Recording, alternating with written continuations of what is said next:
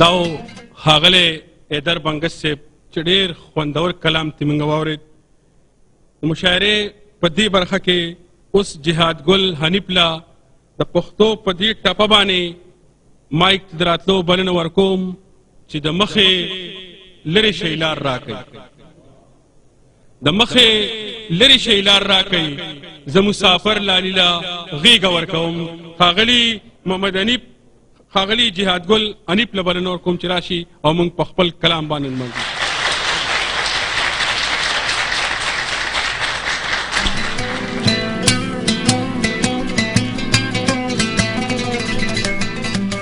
ای پښتونه د غیرت نه د قربان شم، ای پښتونه د غیرت نه د قربان شم، تا ګټلې نوم همت نه د قربان شم. په هر ځای کې چې ته اوسې رڼا ښکاري، په هر ځای کې چې ته اوسې رڼا ښکاري، د رښتینې شان شوکت نه د قربان شم. او تل ډاډه ګرځه اغیار څه کړلی نشي، تل ډاډه ګرځه اغیار څه کړلی نشي، د ډاډه زړه سلطنت نه د قربان شم. او لرو بر پښتانه واړه سره ورونه، لرو بر پښتانه واړه سره ورونه، په ورورۍ کې صداقت نه د قربان شم. لرو بر پښتانه واړه سره ورونه، په ورورۍ کې صداقت نه د قربان شم. او د پښتو په هر یو ټکي کې تاثیر ده، د پښتو په هر یو ټکي کې تاثیر ده. او جهاد ګله نصیحت نه د قربان شم. یو بل شعر ده: کور د ننګیالو زه قربان شم ستا له نامه، زه ګران افغانستان، زه ګران افغانستان، ګران افغانستان، زه ګران افغانستان. کور د ننګیالو زه قربان شم ستا له نامه، زه ګران افغانستان، زه ګران افغانستان، ګران افغانستان، زه ګران افغانستان.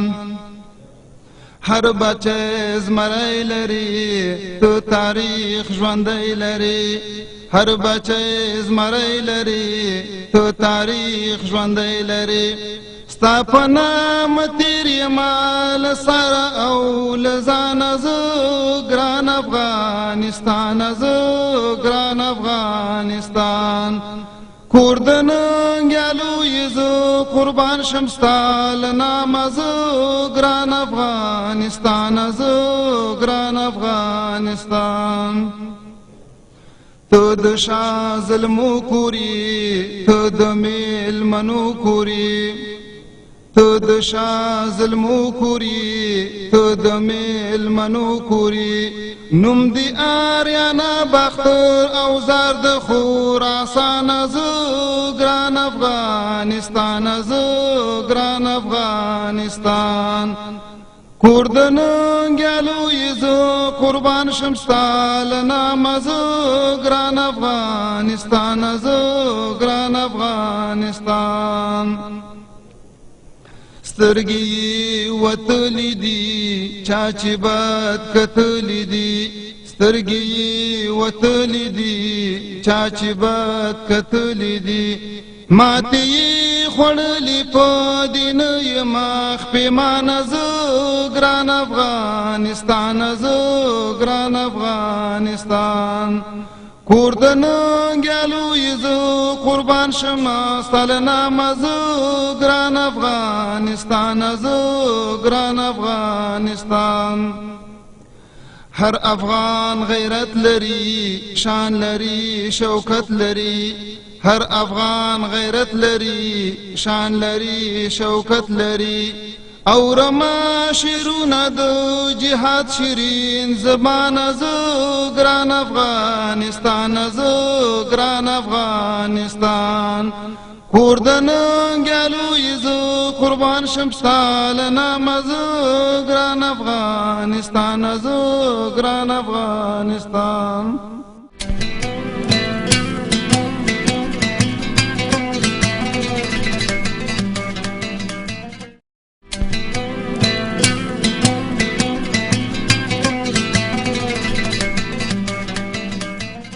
شعر دی د کاروبار باره کې دی نن سبا دنیا کې دا دوکې هغه ډېر روان دي دغه مې لیکلی وایي ځان دې دروغجن کړو خو دنیا دې ځان ته ډېره کړه او څه شو ستا غیرت وفا رښتیا دې ولې هېره کړه ځان دې دروغجن کړو خو دنیا دې ځان ته ډېره کړه څه شو ستا غیرت وفا رښتیا دې ولې هېره کړه ولې کړې دوکه د مسلمان سره په پټه کې او نه ګورې خپلوان دوستان هر چا نه خپله ګټه کړې ګورې مخامخ کله کتل د شاده چټه کړې او څوک چې پیسهدار وي به یې زر شریک په ګټه کړې نو ځکه یې خوشحاله چې پسته مړۍ دې تېره کړه ځان دې دروغجن کړو خو دنیا دې ځان ته ډېره کړه یې واده خلاف عادت مجبوره ته شرمېږي نه زړه دې لکه سخته تیږه دا ولې نرمېږي نه څومره چې چالاکي دې اوس چلیږي نه او بیا به دې مړه شوې ډېوه هېڅکله بلیږي نه نو لومه دې خوره وه ښایسته مرغۍ دې ګیره کړه